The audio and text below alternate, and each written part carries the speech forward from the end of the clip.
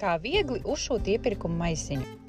Tev nepieciešams 60 cm auduma, kuru sagriez 2 taisnstūros un 2 garās strēmelēs. Pārlok strēmeli uz pusēm, sašuj ar šujmašīnu vai ar overloku.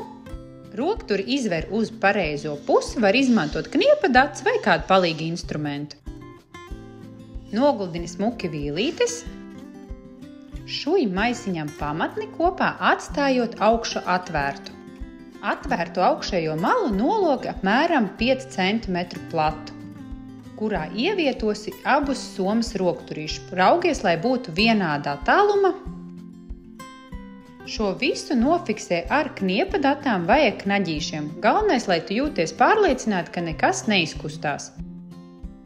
Šuj apkārt ar taisno dūrienu viscauri. Rokturus nostiprini šujot tādu krustiņu šeit, kas padarīs maisiņu izturīgāku. Iepirkuma maisiņš ir gatavs.